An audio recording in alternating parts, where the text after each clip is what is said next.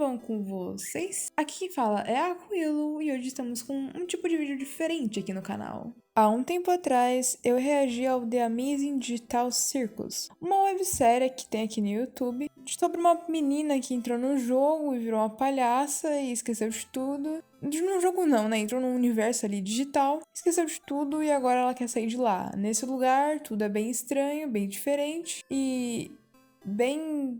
bom... teorizável. Inclusive, esse foi um dos vídeos mais pedidos aqui do canal, viu? Bem, no próprio React eu já comecei a teorizar um monte de coisas e eu parei por lá porque eu queria tirar um tempo pra fazer a minha teoria certinha. E agora cá estou eu. Eu fiz toda a minha teoria, eu fiz tudo certinho e hoje eu tô aqui pra mostrar ela pra vocês pra compartilhar. Sim, gente, vídeos de teoria serão algo recorrente aqui no canal. Tem vários jogos que eu quero fazer o meu ponto de vista da história, meu ponto de teoria, minha linha de raciocínio sobre a história, sobre os fatos apresentados e trazer aqui pra vocês.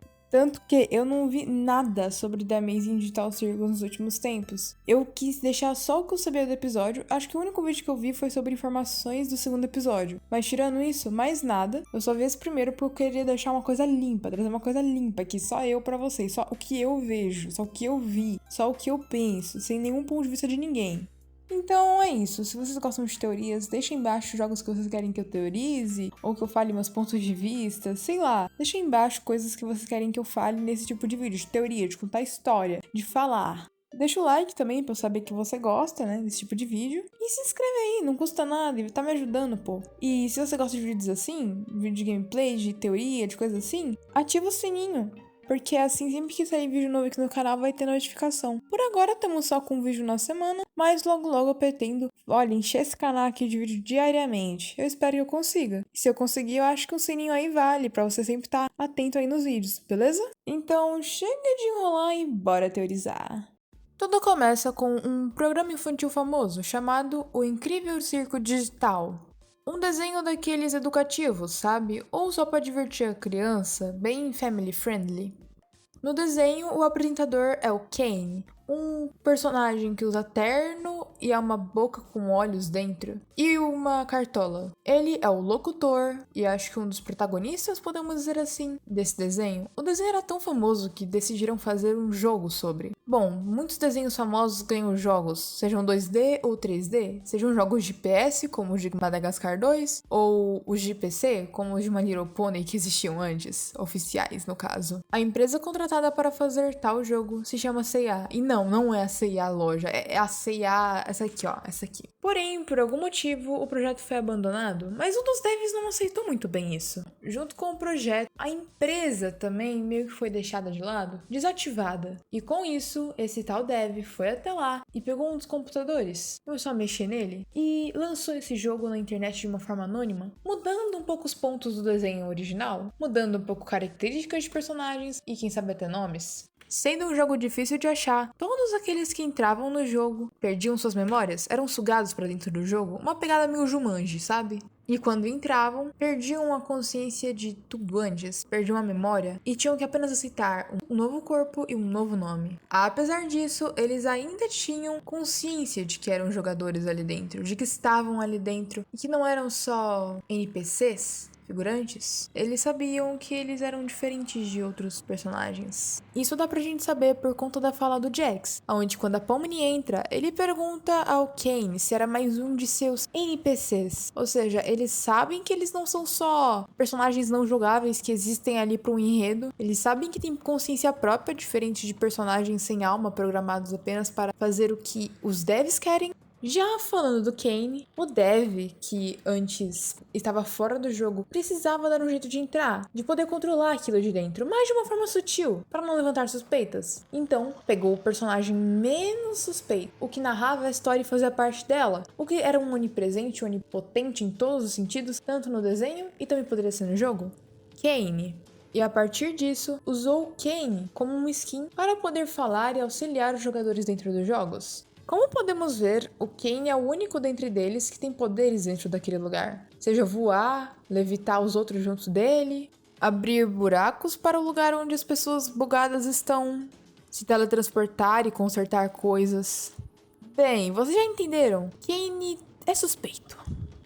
Como podemos ver todos os dias, ou pelo menos agora no primeiro episódio foi, e já fizeram isso antes pelo visto, os personagens cantam a tal da música tema, a abertura. A abertura do quê? Bom, não é surpresa que todo desenho tem uma abertura, né? Uma música tema ali. E eu acho que se tivesse um jogo baseado no desenho, nada mais justo do que colocar a música tema dentro. Pra dar aquela sensação de que, uau, familiar, que da hora, estão fazendo fiel ao desenho que eu tanto gosto. Ou uma cutscene, alguma coisa do tipo que referencie o desenho em si, que mostre que é parte daquilo. Pouco depois, quando a Pomni fala alguns palavrões, ou pelo menos tenta, e também quando a Zubi mostra o dedo do meio, vemos que é censurado. E na censura, quem está lá é o Kane, mostrando mais uma vez que ele dá uma controlada ali no linguajar e pá. Ele mesmo fala, né, que aquilo não é permitido, mas quem que não permitiu? Quem que não fez aquilo ser permitido? Normalmente não existe essa censura nos desenhos, porque nem sequer é pra ter esse tipo de palavreado. Mostrando que o Kenny não controla tudo. Ou seja, ele não controla tais personagens. Esses personagens têm uma consciência e uma vontade própria. O que se fosse um desenho animado não existiria, não seria nem sequer... Os personagens nem saberiam o que seria isso. Já falando sobre o mundo em si, vemos que temos 3 coisas principais, 3 lugares principais. Temos a tenda, que é o lugar principal, que inclusive, nada suspeito, quando o Kane vai falar sobre as atividades, ele dá uma leve bugada com aquela tela azul de script, o cetro dele sai voando e sai aquele barulhinho de computador travando. Nada suspeito, com certeza não é um jogo, um videogame, algo assim. Temos também um toboágua e um lago com um barco, e do outro lado, um parque de diversões. Além da floresta que tem em volta e das montanhas que tem cercando tudo isso. Como um mundo bem simples, lembrando muito um mundo de desenho animado, mas também lembrando muito um mundo de videogame. Aqueles mundos onde você tem 3 lugares pra ir, cada lugar tem uma task diferente, uma ou várias no caso, pra você conseguir completar e salvar o mundo em alguns jogos. Quer dizer, basicamente, é bem simples. Lembrando muito um mundo de videogame ou um mundo de desenho, onde os personagens vão, fazem tasks ali e salvam tudo. Ou exploram um lugar.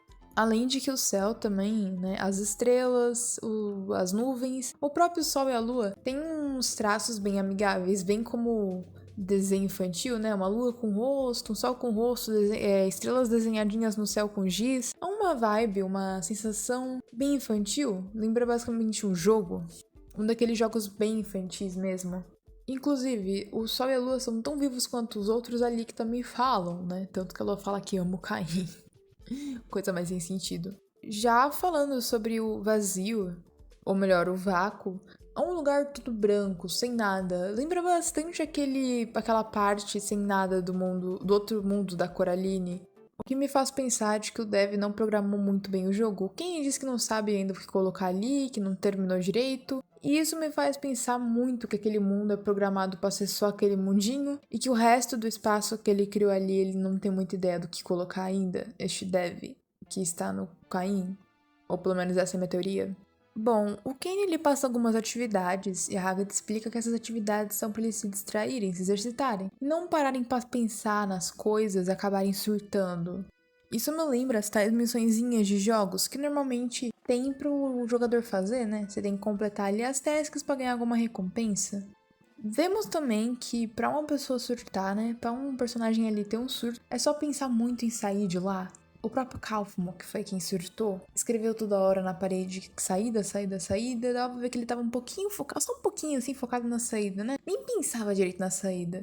E por pensar direito, ele teve um surto e virou aquele bug todo estranho. Na verdade, o Kenny pode muito bem se basear em episódios do desenho que ficou famoso, né, o Incrível Círculo Digital, e pegar para colocar dentro do jogo, para assim ficar mais semelhante, poder programar assim. E com essas tasks, os personagens que já não se lembravam muito bem de lá de fora acabam se distraindo com aquilo. Convenhamos, você dorme, você acorda, você vive naquele lugar, tem coisas para fazer, pelo menos você não vai ficar parado no chão até surtar, até virar um Kaufman da vida. E vemos que são missões bem bobinhas, bem divertidinhas, que lembram bastante também um desenho animado, que nem no primeiro episódio, eles têm que caçar as glosmas, uma coisinha bem simples. Personagens coloridos, fofinhos em formatos geométricos. Em formatos, na verdade, né? Totalmente geométricos, tem uma lua, mas em formatos que levam até uma rainha toda colorida, numa caverna.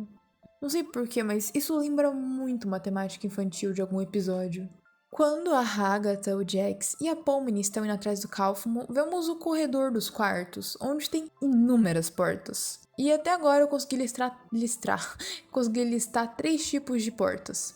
Temos as portas dos personagens, como a do Jax, a da Agatha, a da Pomni, a do King, a da Gangle, a da Zuby. Nossa, eu não sei falar muito bem o nome deles, mas tudo bem. Enfim, cada personagem ali tem as suas portas. Temos outras portas com personagens semelhantes aos que conhecemos, porém com um X nelas. E temos as portas sem ninguém, com esses bonecos assim bem padrões. E eu tenho uma teoria sobre isso. Este corredor tem todos os quartos dos personagens, como num jogo online, onde você tem ali a sua casinha, tipo um Adopt Me da vida, um Map City, ou até mesmo um Clube Penguin, você tem a sua casinha ali bonitinha. Só que nesse jogo são os quartos na tenda. Todos com esse bonequinho, com esse tom de laranja claro, sem muita personalidade, são de quartos vazios para personagens que ainda podem vir, personagens que ainda não entraram, pessoas que ainda não entraram online para se hospedar ali neles, entre aspas. São quartos desocupados. Já as portas com personagens ciscados. Se pararmos pra pensar bem, pararmos pra olhar bem, todas as portas com personagens ciscados são personagens parecidos com o que temos agora. Tipo essa porta aqui, onde tem uma versão feminina do Kinger, né? Tem uma peça de rainha enquanto ele é a peça do rei. Peças bem parecidas, só muda um pouco a tonalidade da paleta de cores deles e um pouco do formato da peça, mas tirando isso são iguais. Além de que, se parar pra ver muito bem, temos uma porta com um cachorro, uma porta com o que parece ser um bichinho que lembra muito um tamanduá. Bem, mas a porta que eu quero falar é essa aqui. Se olharmos muito bem, parece um fantoche meio coelho. E tem uma outra, que parece ser um coelho. Um coelho palhaço? Bem, onde eu quero chegar é, algumas das portas ciscadas têm muita semelhança com outras portas ciscadas ou com personagens que temos agora, como a personagem que parece uma peça de xadrez da rainha, que parece com o Kinger, parece não, é igualzinho, ou esses coelhos palhaços que parecem um pouco com o Jax, o coelho palhaço e o fantoche coelho. Aonde eu quero chegar é que, e se todos esses personagens são um padrão? No desenho original existe um padrão de personagens, um palhaço, um coelho, uma boneca, uma peça de xadrez e mais alguns outros. E esse dev criou todos esses personagens, só que a cada player que iria surtando e virando, bom, isso aí que o Kaufmo virou. Assim que outro player entrasse e escolhesse tal personagem do desenho, ele iria vir com essa skin desse personagem, só que um pouco mudado. Convenhamos, vamos analisar o Kaufmo. O Kaufmo era o palhaço do lugar? Só que agora, quem é a Pomni, já que o Kaufmo foi jogar no Vasco. Bom, ambos são palhaços com características parecidas. E a minha teoria pra isso é, na hora de entrar no jogo, a gente tem opções dos personagens.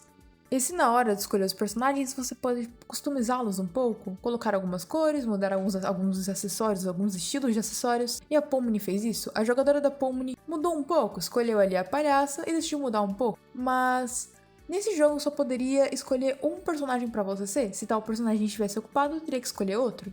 E se a Pomni só pôde entrar como a palhaça, porque o Kaufmo, o palhaço original, já havia dado aquela coringada antes dela entrar. E por isso a vaga de palhaço abriu. Se podemos ver, por mais que tenha um coelho que é um palhaço, ele era um palhaço. Com características um pouco diferentes, mas ainda assim era um palhaço. E a porta dele tá riscada, e tinha o Kaufmo, e provavelmente a porta dele vai ser riscada, né, porque já era. E agora temos a Pomni. Como podemos ver, algumas portas estão riscadas e não tem personagens parecidos, como a do cachorro e a do tamanduá, vou chamar ele assim. Talvez sejam personagens disponíveis. E se nos próximos episódios esses personagens entrarem, ou personagens parecidos, com skins parecidas, para representar tal personagem? Vemos que a Agatha, ao entrar em contato com o Kaufmo tudo bugado, esse bug passa para ela. E convenhamos, não é muito normal ter bugs em um programa de TV, né? Não é muito normal. Pode ter erro de animação, mas bugs não. Agora, no jogo, principalmente quando você entra em contato com um item, com uma pessoa bugada, tem uma chance de você bugar junto dela. Já quando a Pomni acha a porta de saída e começa a sair em várias portas de saídas, ela sai num escritório. E ela começa a sair por mais portas de saída. E esse escritório, ao mesmo tempo que ele parece estar bem cuidado e, bom, utilizado, ele parece também estar abandonado. Computadores ligados sem ninguém mexendo, papéis no chão. E ela vai passando e passando até achar um computador extremamente velho. E ela coringa olhar pra ele. Só que ao sair pela última porta de saída, ela acaba no vácuo. E assim que ela acaba no vácuo, o Kane é alertado. Inclusive o Kane tava jantando ali com o Bolha e com os outros bonecos ali. Na minha percepção, é tipo aqueles lobby de entrada onde se um boneco sumia é porque alguém apareceu. E aí o Kane vai sair lá. É uma teoria bem tosca, mas é a minha teoria.